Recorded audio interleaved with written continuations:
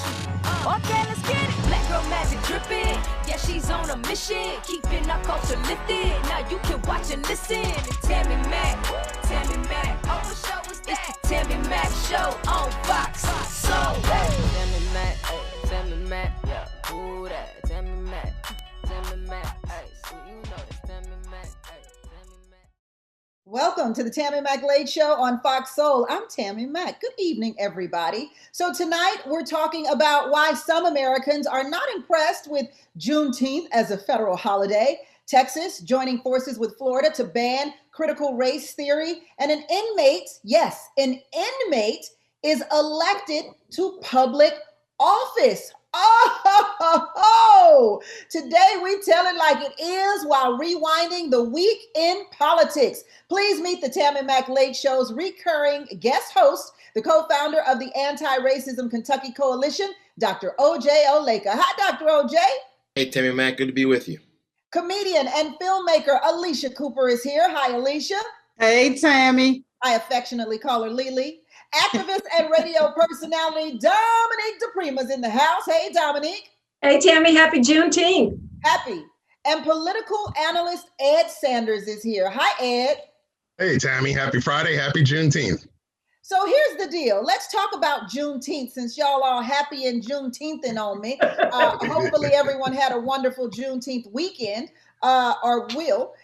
Listen, do we like it? Joe Biden signed the Juneteenth legislation and made it officially a national holiday in America. How do we feel about this? Activist and author Tamika Mallory posted a 39-minute video revealing her thoughts on our government. Actor and humanitarian Billy Porter told the Griot, like my mom and my grandmother used to always say, people do exactly what they want to do. Please believe them the first time. This government is BS, and it has been for a long time. I don't understand why it's still legal to do the things that these governments are doing to block our rights. Why is it still legal? Republicans want our voting rights rolled back. That's what they want. So what are your thoughts on Juneteenth becoming a federal holiday and Billy Porter's comments? Let's kind of put them all together in one.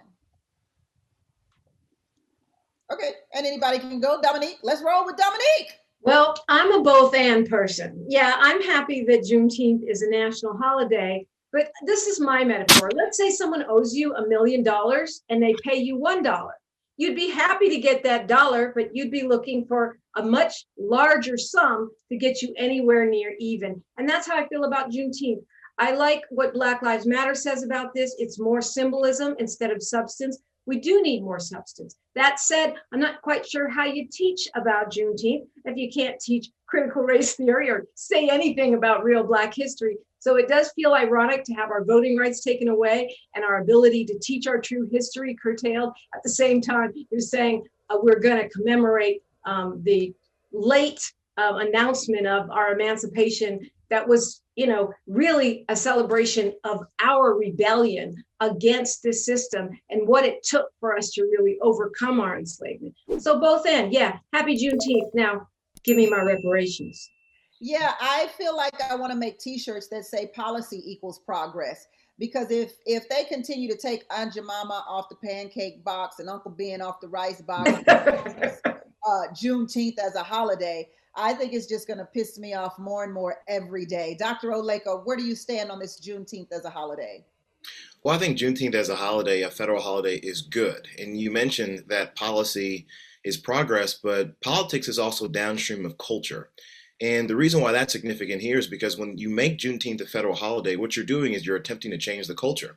I think that Juneteenth is one of the most important dates in American history. And now when you have the date off, it allows Americans and reporters and the media to do a few things. You focus on it every year, not just saying what it is and why it was important, but why it is necessary for Americans to know and understand it. I look at June 19th, 1865, just as important in American history as July 4th, 1776. Both were declarations of independence. Both were necessary, and a war was fought for that freedom. I think it's important that every American sees it that way. But I agree, this is not the end of what progress should be, but I think what we can hearken and take pride in is the fact that the federal government can actually agree that it's worth being recognized. It's not the end, but a start is important. Okay. Ed, how do you feel? Well, I think I'm more where Dominique is. I think I'm a pro and a con on it. Ultimately, I think if we were going to set a holiday, it should have been around the Emancipation Proclamation. That's the opportunity to teach the country more, to hear the speech, to hear and understand why the slaves were freed, why the slaves sought their freedom and fought so hard for their freedom. That story is told in the Emancipation Proclamation more so than Juneteenth. Juneteenth is largely a Texas holiday, or a celebration in Texas, and then to extend it out nationally seems a little difficult. But I get it in terms of what Dr. Oleka said. Politics is a reflection of where we are currently. The push to put something in June for a federal holiday has been there for a while. And if it's going to be a new federal holiday, I'm glad that it is something that commemorates something deep in African-American history. Black people are like women. I mean, you don't know what you want. We give you a holiday. Now you want the George Floyd Policing Act. Now you want voting rights, the John Lewis voting rights. Now you want anti-lynching bill to pass. Come on. We gave you Juneteenth, for crying out loud, Alicia. But what I don't want is for them to monetize Juneteenth. I don't want to hear no Juneteenth white sales and Juneteenth refrigerators half off and all that stuff. So that's what I really think these Republicans voted for. They're going to monetize this day. Everything going to be a sale all of a sudden. So yeah, that's what I'm suspicious about. Now, I don't know, no sales on Juneteenth. Well, hold on. I'm going to have to push back a little bit. And y'all going to slap me in the face for this one. But if you don't want the white folks to have white sales and half off refrigerators, then I gotta say, y'all black folk can't be having barbecues and Juneteenth parties at the club. Come on now. But Dr. Melina Abdullah of Black Lives Matter only half jokingly said that black people should get the day off and white people shouldn't. What do you think about that? That's reparation, right? Yeah, that would be fair. That would be fair. Y'all go into work. Y'all going to work. We don't work for free for 400 years. Y'all go on in. And then an extra 3 years because you didn't tell us we was free. Okay. So Dr. Oleka, I think I heard you say something to the effect of when it comes to Juneteenth, how it's the most important holiday. Why would it be the most important? Well, I think it's one of the most important, and I think it is equal to July 4th. I mean, look, Black history is American history. And when what about 1619? Well, again, Black history is American history. I think you can look at the totality of history in this country and learn it all, celebrate and understand the good parts, and certainly reflect and learn from the parts that we don't ever want to repeat again. Juneteenth is a little bit of both, in the sense that obviously we don't want to repeat chattel slavery, but we have to understand it. When you have a day off, when everybody has that day off, then what you're able to do with your family is think on it, reflect on it, celebrate together as a community and as a culture. Now, obviously, Black folks have been doing that for a long time. But I think what you're able to do now, as a lot of Americans do on July 4th, is say, what is this day for? What is it about? And to me, it's about freedom. It's about the opportunity for the American people and for the United States to continue to try and live out its promise, the same way that we tried that on July 4th, and it was imperfect then. And we tried it again, at least tried to get to the end of it on June 19th in 1865. It was imperfect then too. But there's a direct link in terms of the promise that if you are an American, you will be free.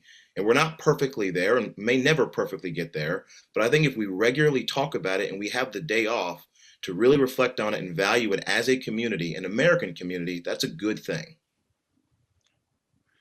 Well, you do recognize its placement is now in the summertime months. So unless students are in summer school, they're going to miss that conversation.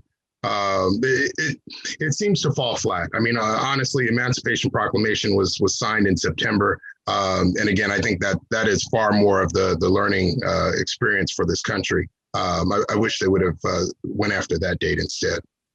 Well, also, let's not forget that there are some states that are not going to allow the day off for their employees.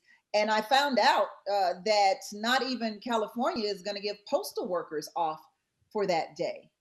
So there are still some states who are fighting this holiday. But then when you think about it, Martin Luther King Jr., for Martin Luther King Day, some offices allow you to take the day off if you want to. And if you don't want to, you don't have to, but you could take it off. So is this really a bona fide holiday if some states are not going to acknowledge it? Well, sure, it's bona fide, the same way that King Day is bona fide because of what it represents. Now, I think that we all agree that this isn't the last step. We might disagree on what that last step ought to be, but at least this creates a conversation with communities who may not be having it now. I mean, I don't know that a whole lot of white folks in white communities are talking about Juneteenth today, but next year, if they get the day off, they might. And I think that is where the opportunity is, really to Ed's point, to talk about, well, how did we get here in the first place? Again, it's not perfect, but progress is slow. And I think if you have to start somewhere, this is a good place for it. Okay. Well, Juneteenth falls on a Saturday and a Sunday next year. So I guess we won't have to worry about who gets off until the third year in. We're going to take a quick break so we can take a little minute off and come right back on the Tammi Mac Late Show on Fox Soul. Welcome back to the Tammi Mac Late Show on Fox Soul. I'm Tammi Mac. Hello, everybody. Please welcome my recurring guest host, Alicia Cooper. Also, Dr. OJ Oleka, Ed Sanders, and Dominique DePrima. Let's jump into this chat room and see what our soul mates are talking about. Oh, they being real funny in the chat room right now, y'all. Princess Robinson says, there will be Juneteenth bundle sales. And then, and Clanice Valcourt says, PS5 bundles on Juneteenth. Y'all tripping. Let's see. Me Against the World says, well, we weren't supposed to be free. So it's like, well, you need to be lucky you're not in shackles anymore. That's what they're basically telling us. So, okay. I feel what you're saying there. I'm with you, Me Against the World. Basically, he's saying, take this holiday and be okay because at least you're not in shackles anymore. Does that give you that kind of feeling, Dominique? Well, yeah, I can see where he's coming from. I do agree with Dr. Oleka that understanding the true history of this is important because the formerly enslaved people were told to stay quietly in place and, continue. In other words, carry on. You're free, but carry on. And we were the ones that rebelled against that and started over many years to define what freedom means to us. Yeah, and they were asked to work. Well, in the proclamation, it states that you're free, but you can still stay where you are and continue to work for the masters that you're working for. And instead of being a slave and slave owner, you're now employee and hired help. And they weren't allowed to leave, basically, because if they left, they would get arrested for loitering. Even the military could not post up at the military post because they would get, and military, I mean military soldiers who returned from the Civil War could not even post up at the military post because they would get arrested for loitering. So yeah, free, maybe not so much. Princess Robinson, nobody talks about 4th of July except in elementary school. Everyone else just wants a day off. It will just be another day off for most people too. I heard lots of people don't even have MLK Jr. Day off from work, even though it's a federal holiday. I personally choose to work on Martin Luther King Day. I'm in television and radio. And so I believe as a journalist, my job is to make people aware of why they are off, is to celebrate that and contribute to my community by working on that day to spread the word about Martin Luther King, the civil rights movement, and what that day is all about. I believe I will probably do the same for Juneteenth holidays if presented to me. Dominique, you're also a broadcaster. So how do you see those days in terms of taking off? Well, Martin Luther King Jr. Day is a day of service. And I think as, broadcasters, we serve by informing people and also by showing up to help out with celebrations as officiants, as MCs. And I think we'll continue to do that. I did that with Juneteenth my whole life and also Martin Luther King Day. I would like to see Juneteenth become, as MLK Day, as a day of service, Juneteenth become a day of learning and understanding, a day of studying and really doing a deep dive on our history. Yeah, that sounds good. I like that a lot.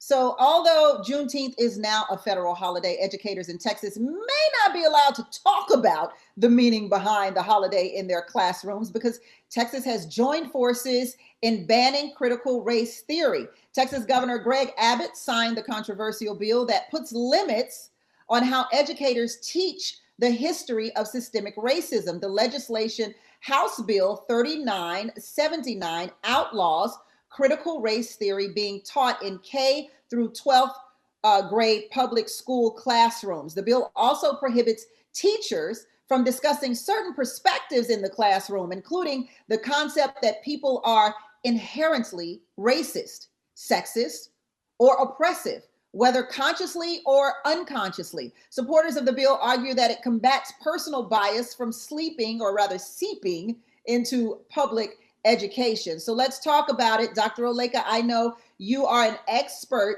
and this is your field when it comes to critical race theory. So let's just kind of educate our viewers right now. What is the definition of critical race theory? What is all this hoopla about? Because I've never even heard of it in elementary, middle, or high school. Is this something that we've been teaching and now they're stopping? Because I keep hearing banning, but I've never been taught in any schools that I've attended, even my PWI. Nobody was teaching critical race theory, even in my HBCU. Nobody was teaching critical race theory. So is this a new thing or what? Can you explain it to us? Well, sure. And critical race theory, to be honest with you, isn't really taught any more than you mentioned. Critical race theory is a framework. It's a way to think about the world. It's a way to view things. And there is the idea that effectively you can tell stories, you can tell a narrative, looking at things from a different perspective, aside from typically the victors, the people who won, quote unquote, in history. That's usually the story that we learn. It's also this idea of interest convergence. You effectively combine different people's interests and you converge them towards a particular goal, people who look different, people who are different. There's also this context in the idea of proximity to whiteness.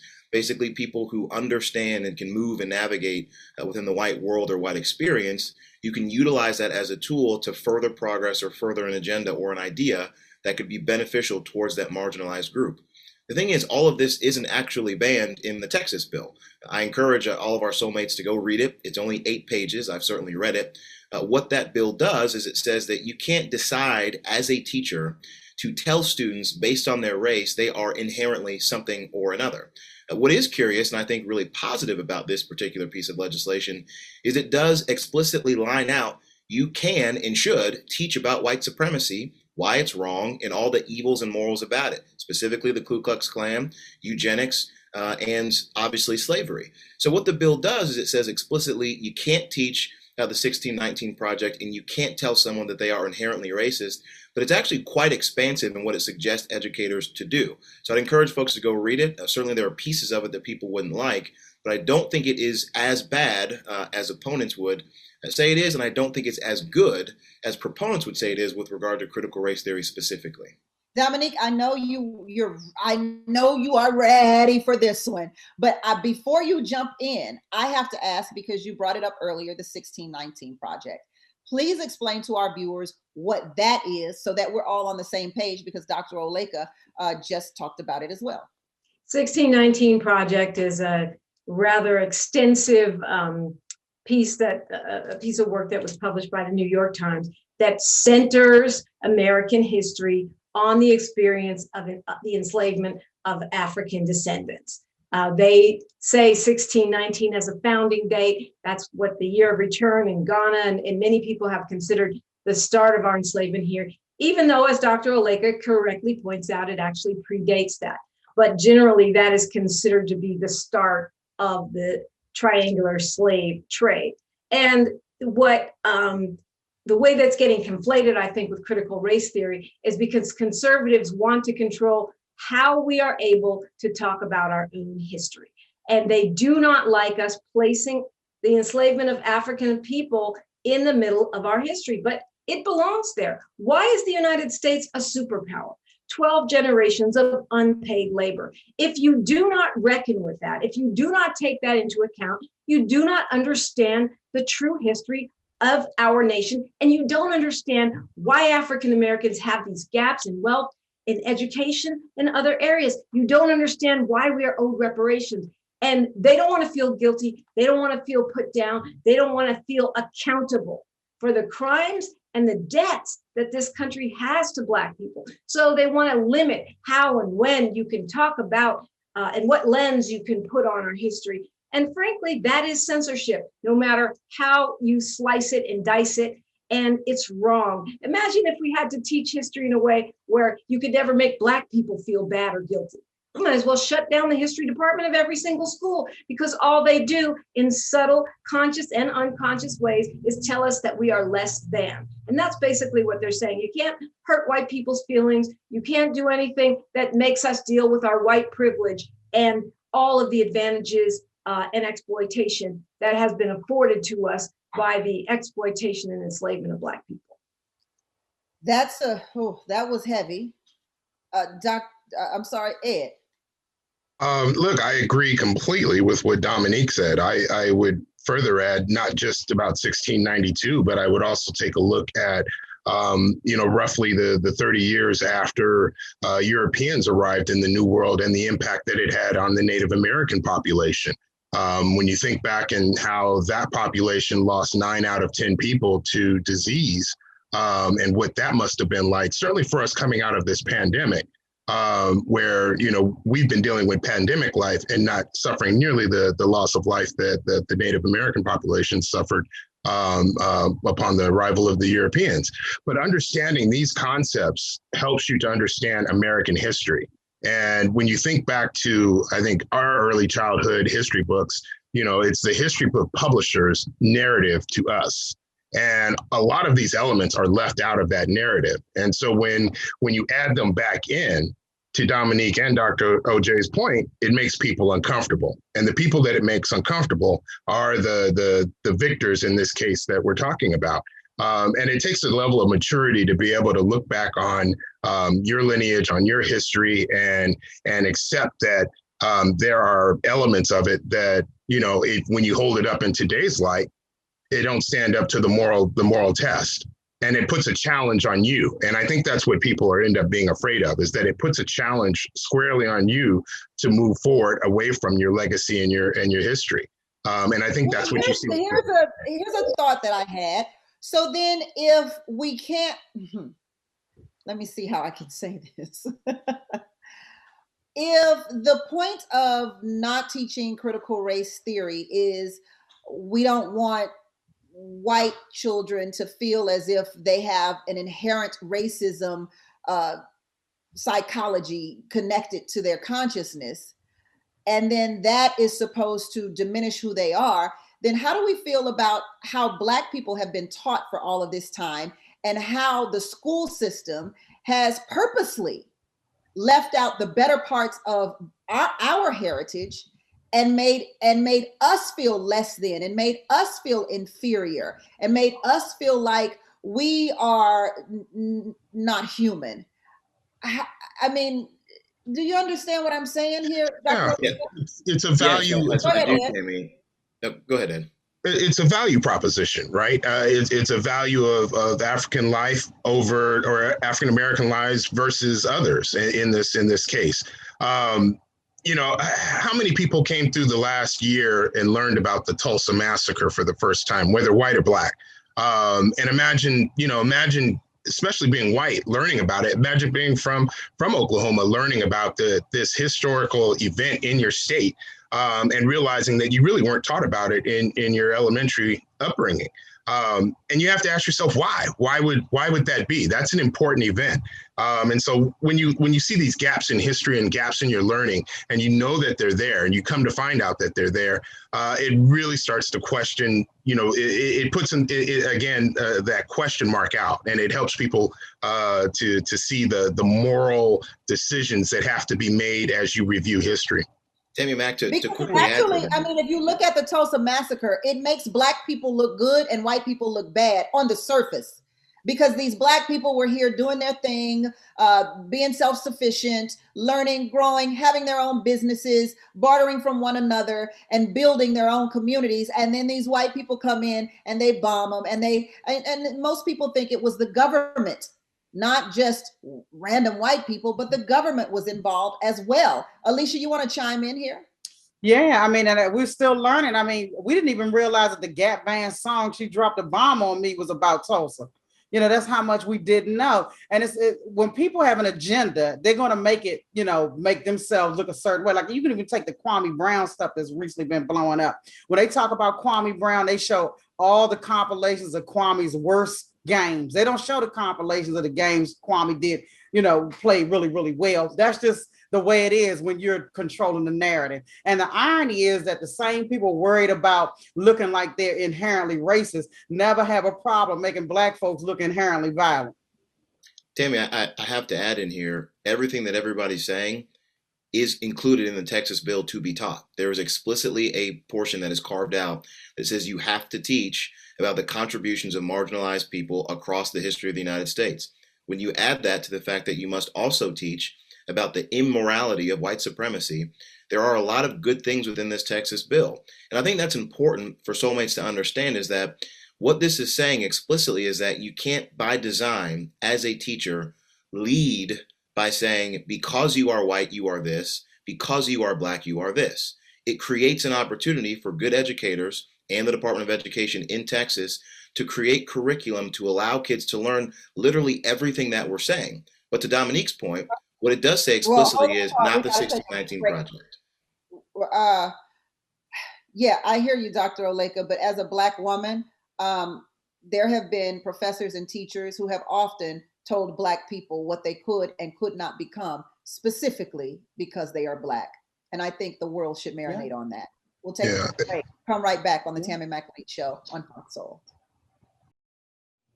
Welcome back to the Tammi McLeod Show on Fox Soul, where tonight the business of being Black is a rewind on politics. So Thursday, the United States Supreme Court ruled that Philadelphia violated the First Amendment when it refused to work with a Catholic social services agency that wouldn't place foster kids with same-sex couples. The court found that Philadelphia had placed too great of a burden on Catholic social services religious exercise rights by forcing the agency to choose between maintaining its contract with the city or certifying same-sex couples as foster parents against its religious beliefs. Is this a major setback for members of the LGBTQ plus community in Philadelphia who want to be foster parents, or is this good for us?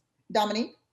I think it's a setback for freedom of religion in the United States. It's a setback for freedom from religion in the United States. What I mean by that is you can do whatever you want, Catholic agency or Christian school, but you can't do it with government money. You don't get to discriminate against LGBTQ plus people or Black people or Latinx people or Asian people with federal dollars or state tax dollars. And it seems to me that this ruling is saying just the opposite. Well, it's too much of a burden, so go ahead and discriminate against those gay people. How does that make sense? Well, that's not really what the ruling says. What the ruling says is that the state cannot withhold opportunities from a religious institution based on their religious preferences. I think it's important, again, that soulmates understand that's the narrow ruling, as in it doesn't say all of the things that Dominique mentioned. But they're saying they can still have tax dollars and discriminate. No one's keeping them from doing what they want to do. What the issue is, do we still get government dollars to do what we do if we discriminate? Well, again, what this particular service does, their responsibility, their charge as an organization is to provide care for kids, to set up the foster care and those opportunities and adoption and so forth. That's their responsibility. So they have a contract with the state. Now, Tammi, you asked if this was a setback for the LGBTQ plus community. It depends, I think, on what other opportunities there are in Philadelphia for same-sex couples to adopt. If those options are there, then no, it's not a direct setback. But in terms of religious freedom, I think it is a positive and a good thing that an organization can exist and participate in contracts with their government to do an explicit mission without having their religious rights violated. That's a positive thing. Well, it does seem like a setback. I mean, it does seem like there are a set of children in the foster care system in Philadelphia that LGBT community parents do not have access to. They can't become foster parents through this agency, nor would they have the opportunity to adopt children through this agency. So there is a setback in that regard, and it's very clear. I think to Dominique's point, where you have an agency that is receiving state or government money to administer a program, I think that agency's direction should be to administer the program absent its own ideology. You're administering a program.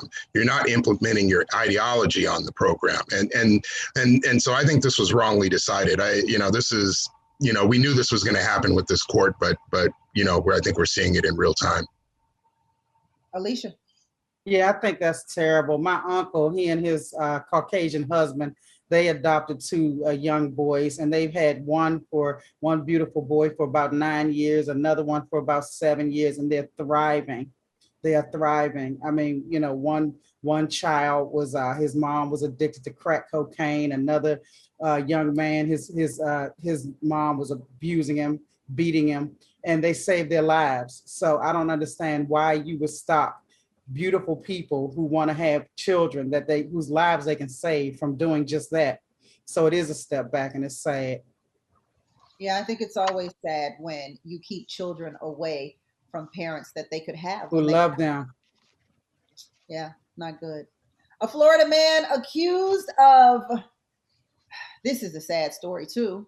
A Florida man accused of brutally murdering his girlfriend and their 9-year-old autistic daughter and stabbing his then 8-year-old son in 2018 is going viral after choosing to represent himself in his murder trial. Ronnie O'Neal III delivered his opening statement this week. Take a look. The evidence is going to show my son did not see me murder his mom. The evidence is going to show he did not see me shoot his mom. The evidence is going to show my son said many things that are not true. His son, also named Ronnie and now 11, testified against his father about that horrifying night and about what his father did to him. This horrific incident didn't stop folks on social media from making light of O'Neal's actions in court. One person tweeted, watches one episode of Law and Order and Denzel's Training Day, show up to court like this. Another Twitter user wrote, when men get caught cheating and there's accurate evidence and proof, hashtag Ronnie O'Neal. So this is a sad story all the way around. And I think what's most sad to me is that his son had to testify in court and basically testify against his father, looking his father in the eye. How do we feel about this? I don't even want to ask that question. Obviously, we don't feel good about it, but what are your thoughts? Alicia. He reminds me of the guy who represented himself with the Long Island Railroad shooting. That they just have, you can tell they're mentally ill. Their eyes are darting around like saucers. And I'm like, do they really think that they're fooling anybody with this? And he cross-examined his son for like an hour. That little boy had to watch his tormentor and answer questions. I don't even think that should be allowed. I understand they feel like they need this child's testimony. I wish they could have done it another way. I think about all the other kids they protected from that. I watched the documentary on Woody Allen's daughter, and they said they wouldn't put her on trial because they thought it would be too much for her. She was a child, and they don't want to torture her, but nobody thought about whether or not this was torture to this young child. And I don't think he should have taken a stand. I guess they feel like they need him. I think there was enough evidence that they didn't need to do this to this child, and it's a horrible story all the way around. Yeah, Dominique? As a mom, it just hurts your heart. Exactly what Alicia said for this young child. And of course, if I'm a juror, I'm sitting there thinking to myself, why is this dad putting his child through this? If in fact he didn't kill the mom, wouldn't he be trying to protect the child from any further trauma? And if he did, why are we putting this child through this? I think about the George Floyd case and how those children had to testify. And I think about some cases where you see children, protected in some way, whether they're testifying on video or whatever that is. I think it's just heart-wrenching. And as far as the internet, I mean, the internet does what it does. And I don't think we can expect that to ever change. Right. Ed? Yeah, I mean, I echo where both Alicia and Dominique are. It's difficult to watch. Ultimately, I think it's prayers for the lives that are lost. And then you look at certainly the young boy left behind that has to grapple with that and then interpret, what looks like hostile, cross-examination from his father. I don't know all the relationship dynamics. Was the father around? Were they married? I don't know any of those aspects of it. But, for the young child, that's a lot to process and surprising that the court, I see that it's in Florida, but really surprising that the court would put a child up for that. I think everyone is correct, is that you see that in other jurisdictions that children aren't made to go through scenarios like this. Yeah. Dr. OJ. Tammi, the saddest part of this, from my perspective, is that Sunday is Father's Day. And this is how this father and son will be spending it. One will have to be telling him about the horrors of what he did to him. And the other, who was clearly mentally unstable, will be trying to convince him that what he experienced wasn't true. This is one of the saddest things that I've seen. The fact that social media is doing what it's doing shows that we have become, as a society, desensitized to this type of violence, both psychologically and physically. And it's a sad day for all of us. Yeah. Yeah. Sad day for America. This is what we have become. I'm going to take a quick break. I'm right back on the Tammi McLeod Show on Fox Soul. Okay, so I like this story. We've been down and out a little bit today on the Tammi McLeod Show.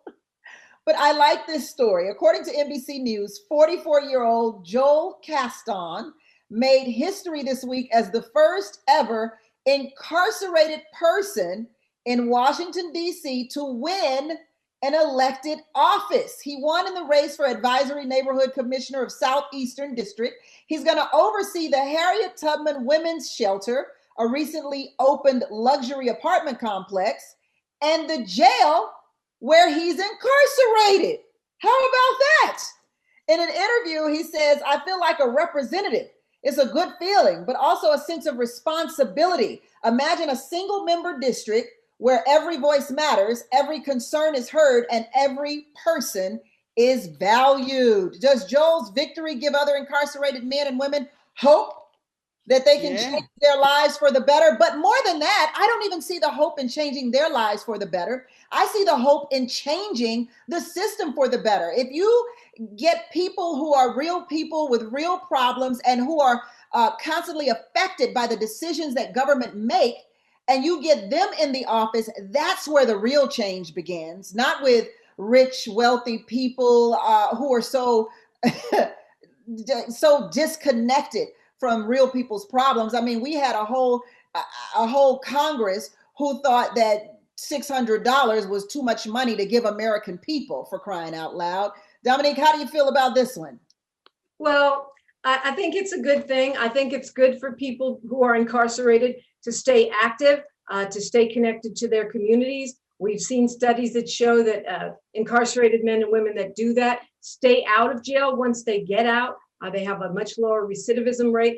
I would like to go a step further and allow those men and women who are incarcerated to vote. I don't see why doing time to pay for your crime means that you lose your rights as a citizen of these United States. Alicia? Yeah, I think it's a very good thing. I'm not surprised that it happened in DC. DC is very progressive. That's the town had Mayor Marion Barry get reelected, the mayor for life. So, DC will give you second, third, and fourth chances. And I think it's wonderful. Huh? Isn't that your hometown? Yeah, I'm Maryland, but it's the same. It's the same. And it's a good thing. I think it's positive. This brother has a job. He's gonna have a whole bunch of women waiting on him when he get out. He got benefits. And I just want to know if he has direct deposit, because I don't know how this whole thing works. I want to know where the money going, where the money reside. Because I don't think I don't think he can actually have access to the money. Yeah, ain't nobody got to put no more money on his books. He got it now. Ed, what are we feeling about this? I'm a crush Alicia's booze hopes there. I think it's an advisory board. I don't think he's getting paid. Oh man! Oh yeah! No, he done lost. He lost every woman he almost had. Don't be advising him. Sorry, Joel. I didn't mean to do that to him. Sorry, Joe. Bye, Joe. But I advise you to get a job when you leave out of prison. Dr. OJ, is it good, bad, indifferent, what? Well, I mean, I think Dominique made some really good points in the sense that being involved and staying active if you're in prison is incredibly fantastic, especially for the recidivism issue. And when he gets out, the fact that he is an elected official is going to help him get employment.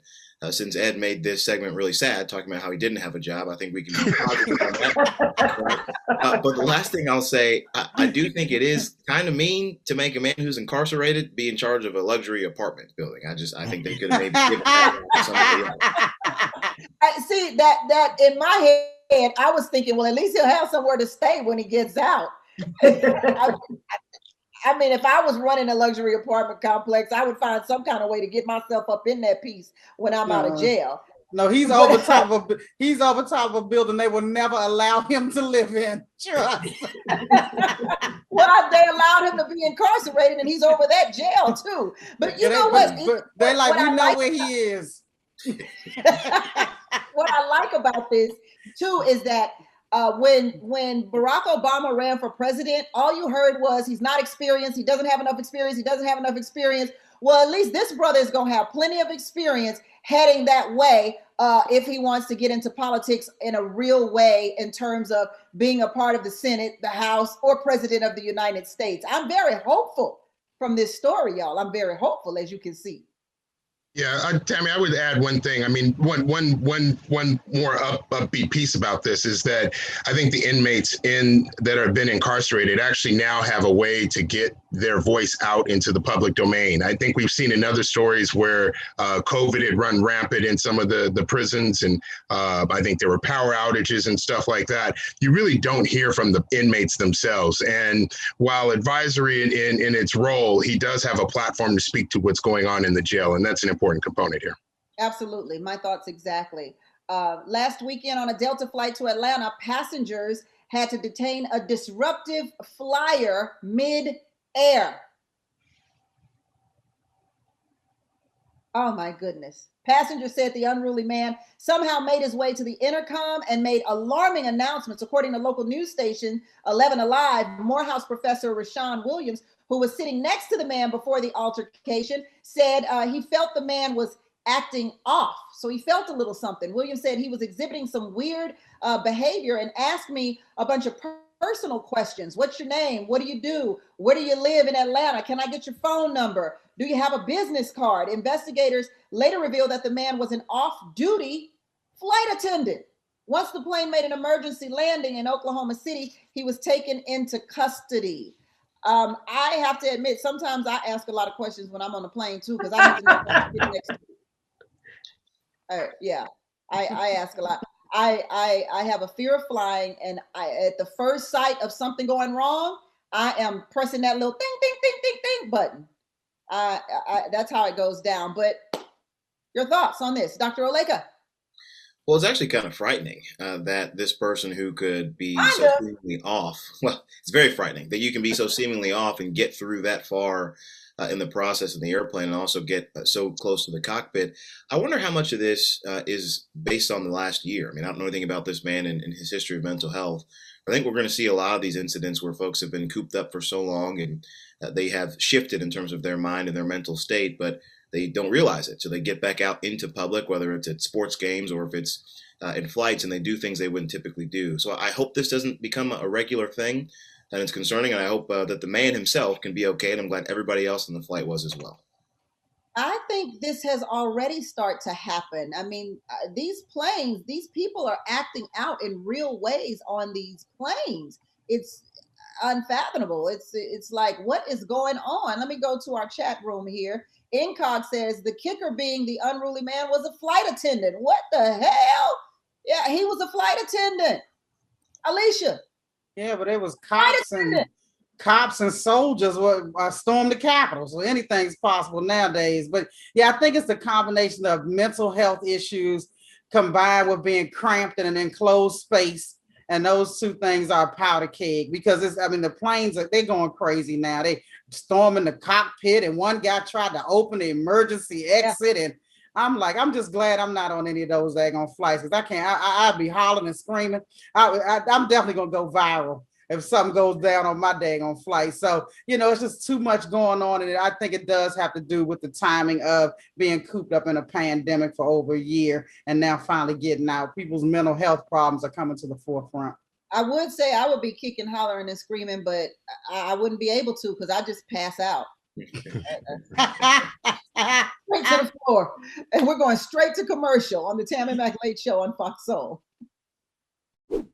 Welcome back to the Tammi Mac Late Show on Fox Soul. Hey, y'all. So these are my guest hosts, my recurring guest hosts. You will see them at least once a week. So please say hello to Dominique DePrima. Say hello to Alicia Cooper, Dr. O.J. Oleka, and Ed Sanders. Here we go. Timothy Harrison. I love to end on a good note, so it's going to be good, y'all.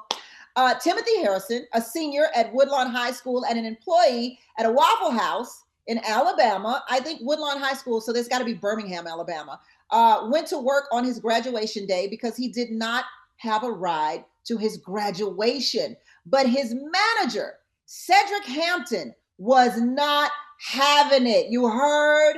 After realizing his family was unable to attend his graduation and he would not have a ride to the ceremony, he decided to report to work at the Waffle House. Cedric Hampton and his co-workers jumped to action to make sure Harrison would not miss this special day. One co-worker drove Harrison so he could pick up his cap and gown, while another co-worker visited a nearby Target to buy him a new outfit.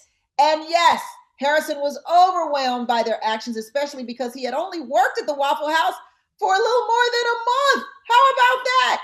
What do we feel about this, guys? Look, after faculty members at Lawson State Community College in Birmingham heard about Harrison's story on the local news, they offered him a full scholarship, including books.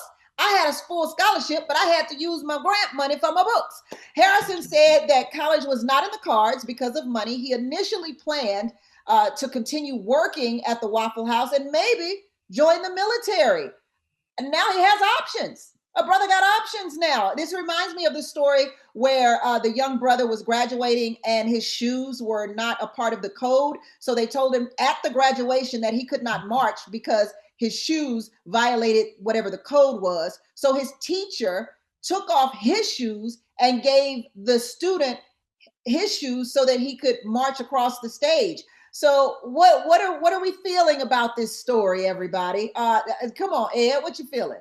Oh, I mean, I love it. It takes a village to raise a child, and this was the village putting their arms around the kid for an important day.